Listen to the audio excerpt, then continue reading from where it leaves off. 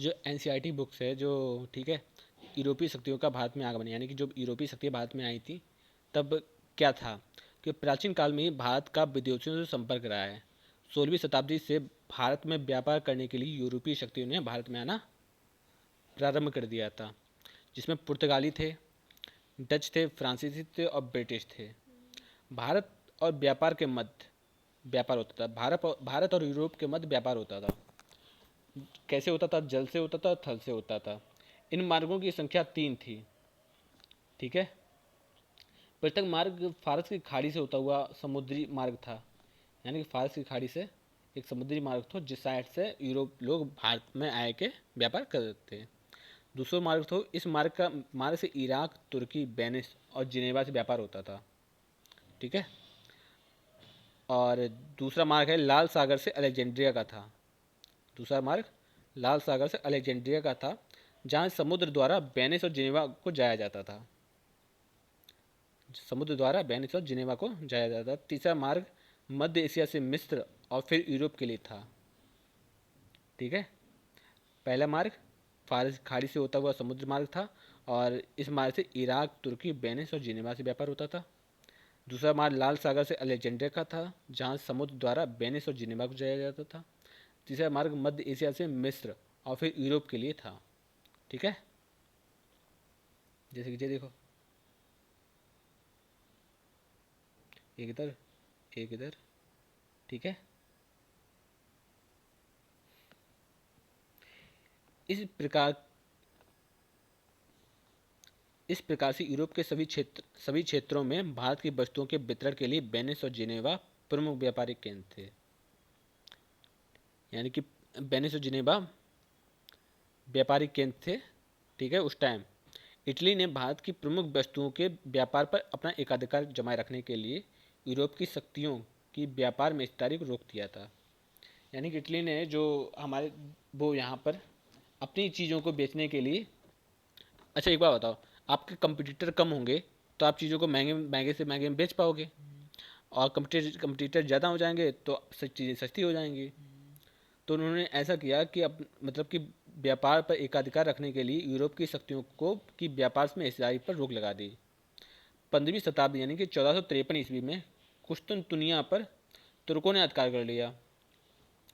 1453 में कुश्तुनतुनिया पर तुर्कों ने अधिकार कर लिया। अब तुर्कों ने यूरोप और भारत के मध्य पुराने सभी संचार के माध्यमों को बंद कर दिया।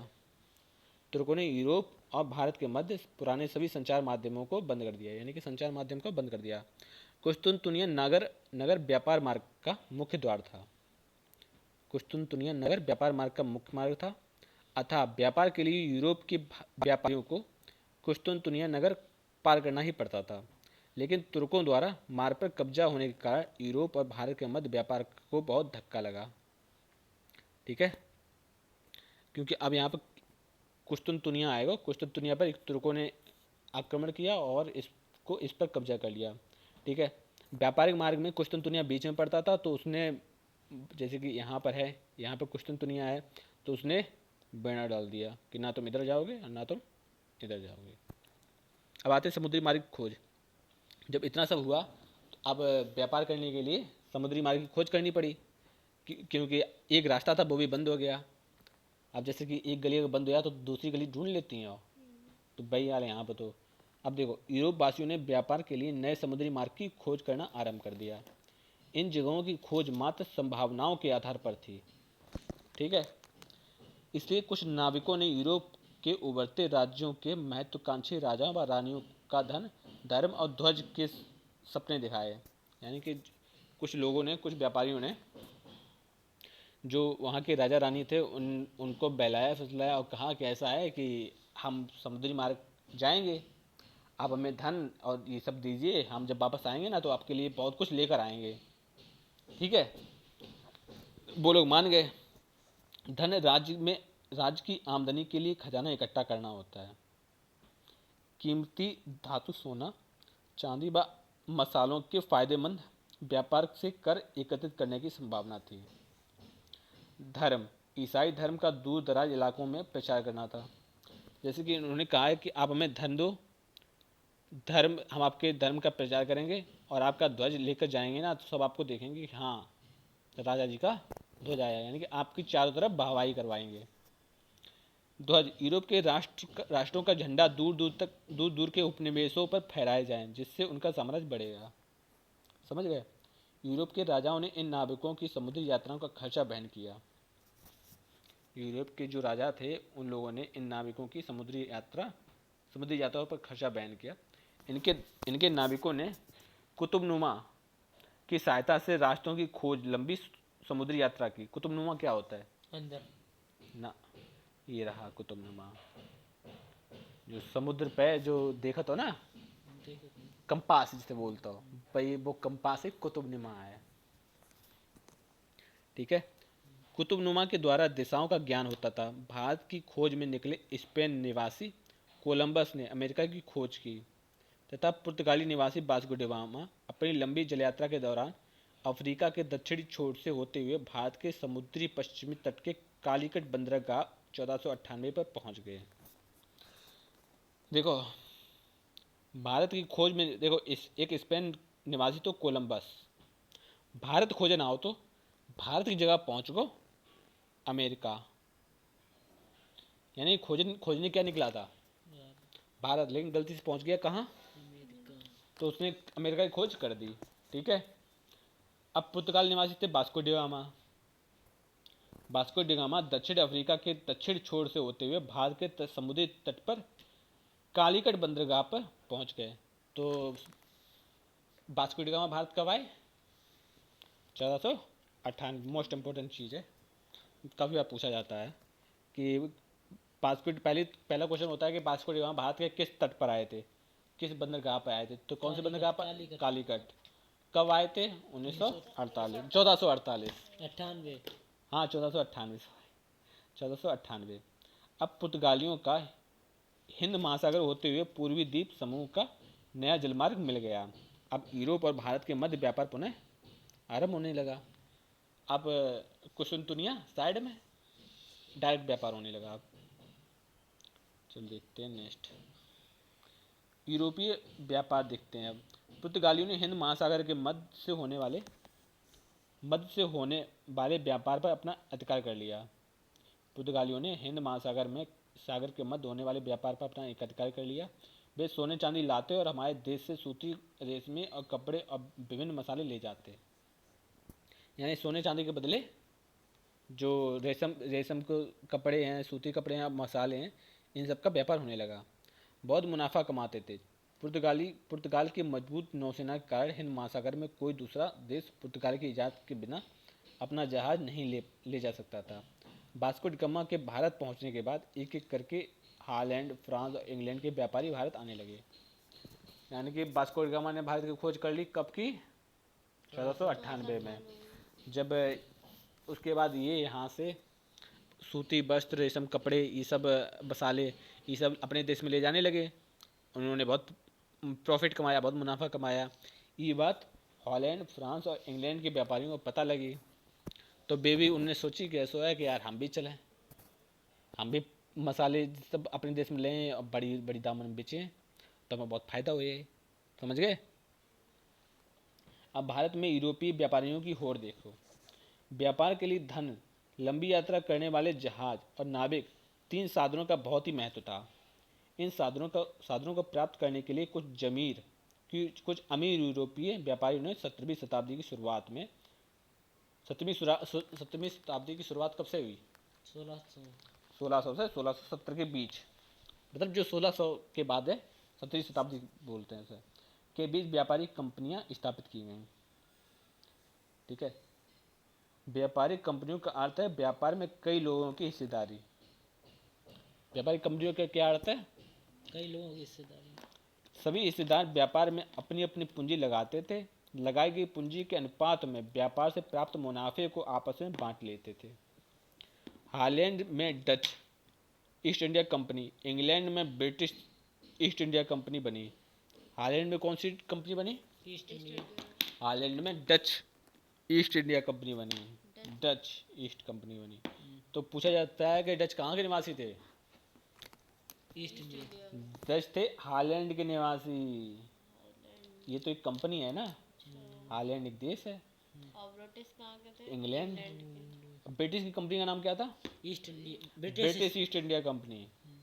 फ्रांस में फ्रेंच ईस्ट इंडिया कंपनी बनी। तो फ्रेंच ईस्ट इंडिया कंपनी किस देश से बनी? फ्रांस। फ्रांस में कौन सी कंपनी बनी थी? French east India company. French east India company. आज भी निजी कंपनियां इसी प्रकार पूंजी इकट्ठा करती हैं। अब देखो यहाँ पे पुर्तगाली कब आए? 1498 में। अंग्रेज कब आए? 1600। डच कब आए? 1602 में। और फ्रांसीसी आए 1664 में। ठीक है, इम्पोर्टेंट ये है। ठीक है, सब इम्पोर्टेंट है। भारत में सबसे पहले पुर्तगाली व्यापार करने आए थे। ठीक है, भारत में सबसे पहले कौन आए थे? पुर्तगाली। उन्होंने पश्चिमी समुद्री तट पर गोवा, दमन द्वीप में अपने व्यापारिक केंद्र स्थापित किए।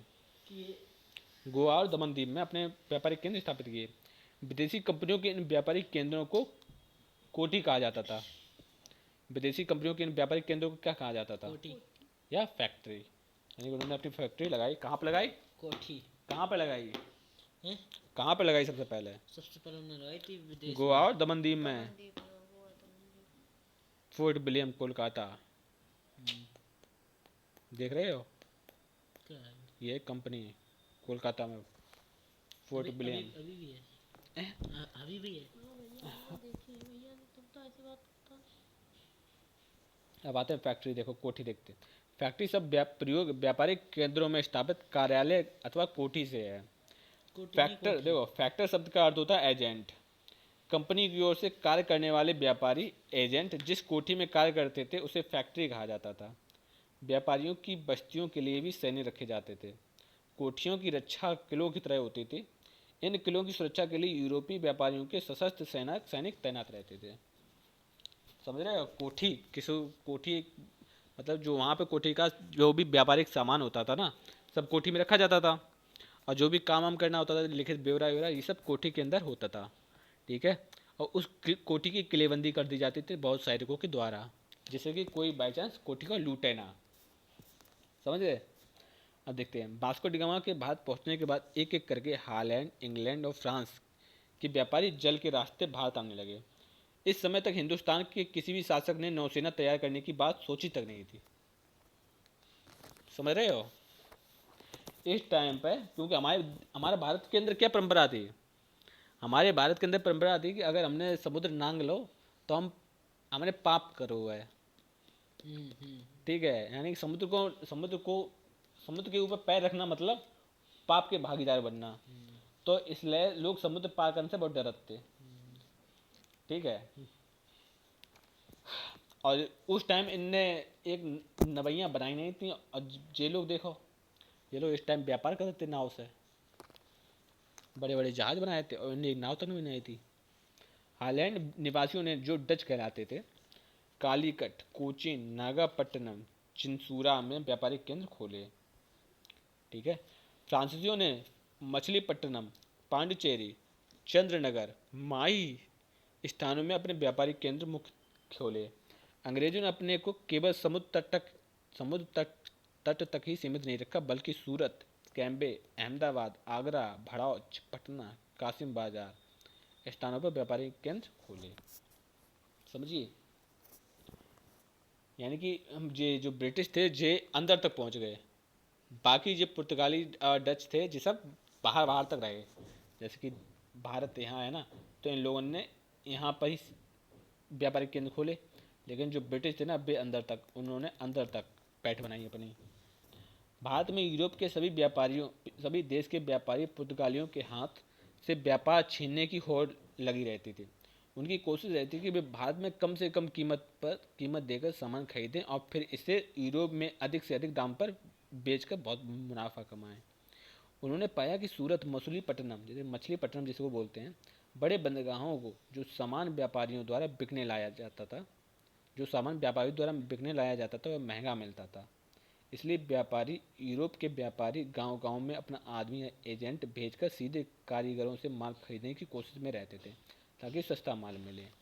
अब जैसे दिमाग बहुत था उनके पास, वो सोचते थे कि जैसे कि अब तुम हमारे पास आओगे तो हमें चीज़ तुम महंगी दोगे, हम तुम्हारे पास आएंगे चीज़ हम सस्ती लेंगे, समझिए।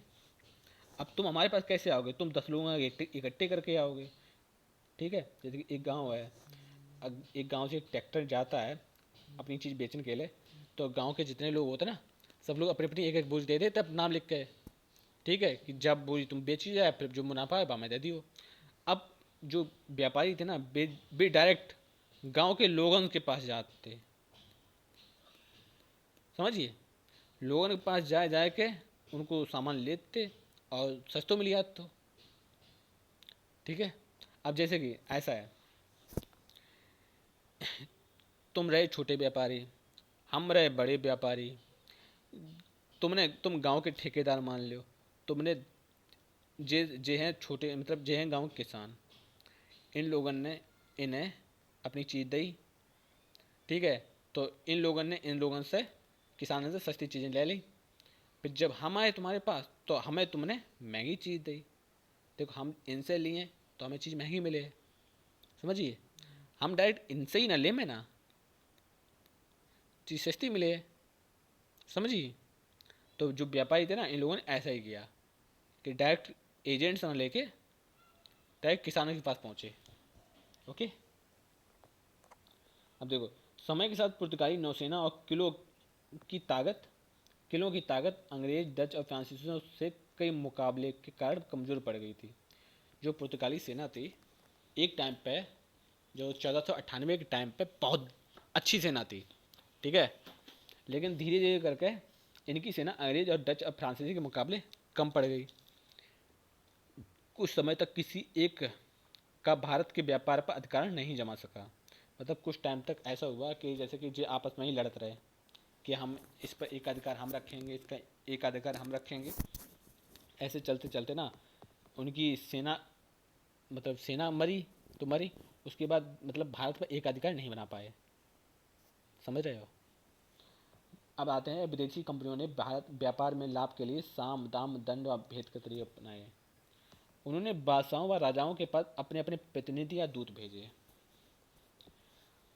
भारत में खुलकर व्यापार करने की इजाज़त मांगी, अनुमति प्राप्त करने के लिए खुशामदी भी करते थे।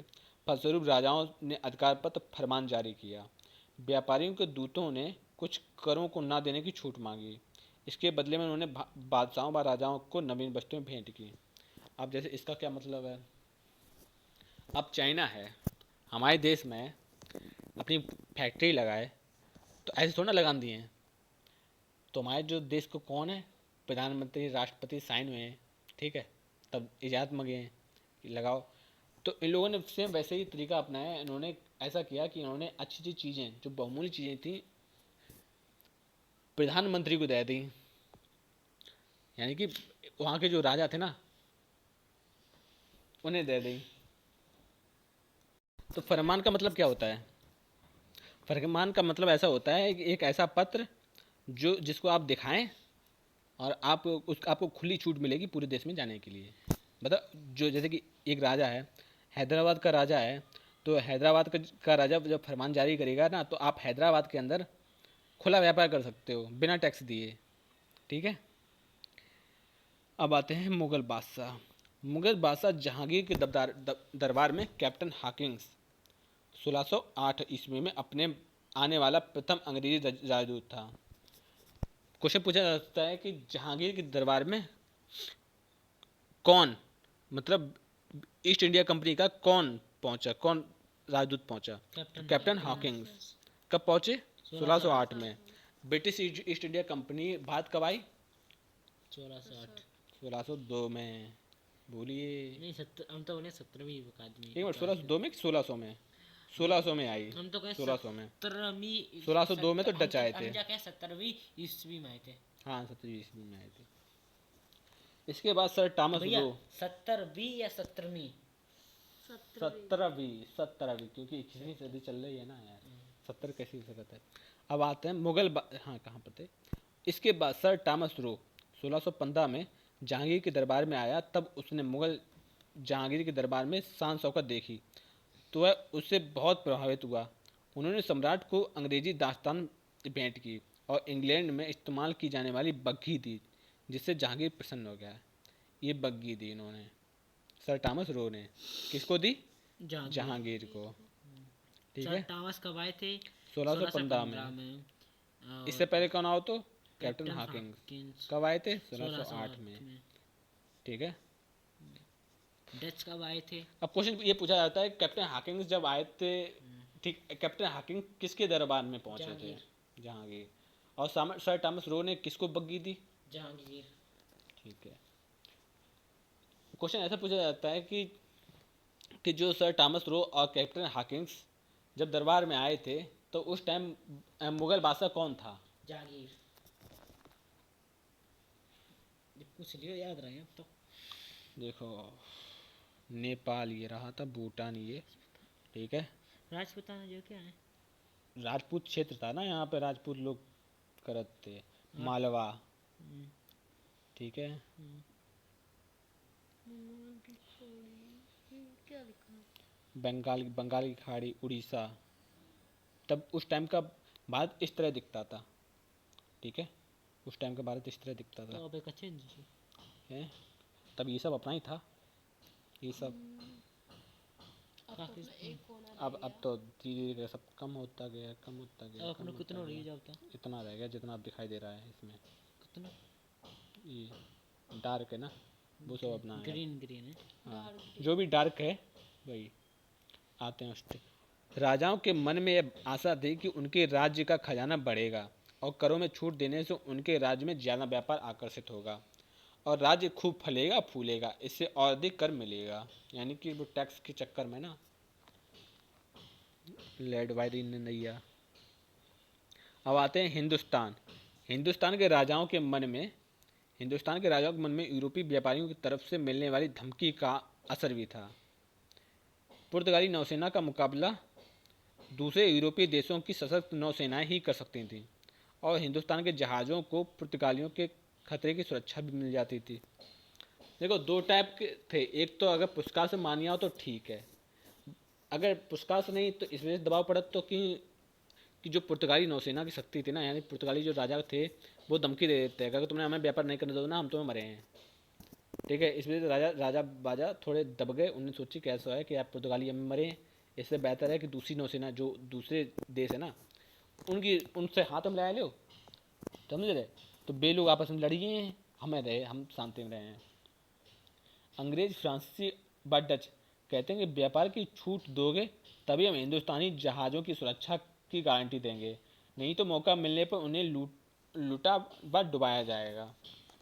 जो अंग्रेज, फ्रांसीसी, डच कहते थे कि अगर व्यापार में हमको छूट दोगे तो हम हिंदुस्तान के जहाज़ों की रक्षा करेंगे, अगर छूट नहीं दोगे लूटेंगे और तो हम लूटेंगे और डुबा देंगे। इन नीतियों व स्थितियों का फायदा उठाकर यूरोप के व्यापारियों ने हिंदुस्तान में व्यापार को खूब लाभ कमाया। उन्होंने कई टैक्स ना देने की छूट मिली, उनको कई कर टैक्स ना देने की छूट मिली। जमीन खरीद कर उन्होंने अपने गोदाम, घर, बंदरगाह और अपने अपने किले बनवाए। अब देखते हैं आगे। यूरोपियों द्वारा मसालों का प्रयोग स्वाद के लिए ही नहीं बल्कि मांस को सड़ने से बचाने के लिए भी किया जाता था, जिससे मांस कई महीनों तक सुरक्षित बना रहता था। पुर्तगाल, इंग्लैंड, फ्रांस, हॉलैंड आदि यूरोपीय देशों का क्षेत्रफल, जनसंख्या व संसाधन भारत के एक प्रांत उत्तर प्रदेश के क्षेत्रफल, जनसंख्या व संसाधनों की तुलना में भी कम था। समझ रहे हो? यानी कि हमारा उत्तर प्रदेश इन सबसे बाधित हो। ये देश भारत से हजारों किलोमीटर की दूरी पर है। इन सब के बावजूद ये यूरोपीय देश भारत पर अपना आधिपत्य स्थापित करने में सफल हुए। समझ रहे हो? कितनी शर्म की बात है। जिस समय यूरोपीय देशों में तकनीकी विकास जैसे घड़ी, छपाई के लिए प्रेस, एक बंदूक आदि बनाए जा रहे थे, उस समय हमारे देश के शासक इनसे अपरिचित थे। जिस टाइम यहाँ पर बंदूक और ये सब घड़ी, छपाई आदि प्रेस ये सब बनाए जा रहे थे, तो उस टाइम हमारे भारत देश जो लोग जान तो लाए थे कि ऐसी कोई चीज़ें होता है। धनी व्यापारियों ने पैसा उधार देने के लिए बैंक की स्थापना की। इसके लिए वे शुल्क लेते थे और उसके बदले में ब्याज जिसे ब्याज कहते थे। लोग अपना धन बैंकों में सुरक्षित रखते थे। पहला बैंक इटली वासियों का था। कौन सा बैंक को नाम का है? 17वीं शताब्दी में लंदन तथा अम्स्टर्डम बैंक व्यवस्था वाले सबसे महत्वपूर्ण बने। अम्स्टर्डम, ठीक है, बैंक व्यवस्था वाले सबसे महत्वपूर्ण बने। आज यूरोप के समस्त देश यूरोपियन यूनियन में संगठित हो गए हैं और आर्थिक रूप से एक शक्ति के रूप में उभर कर आ रहे हैं। चलो, अमेरिका की खोज किसने की? हम बता रहे भैया। हम्म। अमेरिका खोज सर सर जेवाल आएगा वाला। हॉकिंग्स ने करी अमेरिका की खोज? हम बता रहे हैं। ये घा अच्छा, सर टॉमस रो ने करी अमेरिका की खोज। सर टॉमस रो ने करी। Vasco D gamma. कोलंबस ने करी। कोलंबस ने। अमेरिका भारत आए रहो तो, लेकिन पहुंच गए गलती से अमेरिका में। हाँ यार, भारत हमने खोज समझी किसने ना ऑप्शन देगी। भारत की खोज किसने करी? हैं? वास्को डी गामा ने। ने। ठीक है। हमने ऑप्शन ही नहीं हॉकिंग्स ने, हॉकिंग्स और सर टॉमस रो। जहांगीर है। से मिलने आए थे। अरे यार, बाद में सर्वप्रथम कौन सा यूरोपीय व्यापारी आया था? पुर्तगाली। डच। पुर्तगाली आए थे। किस यंत्र के आविष्कार से लंबी समुद्री यात्रा आसान हो गई थी? किस यंत्र के आविष्कार से लंबी समुद्री यात्रा आसान हो गई थी? जहाज।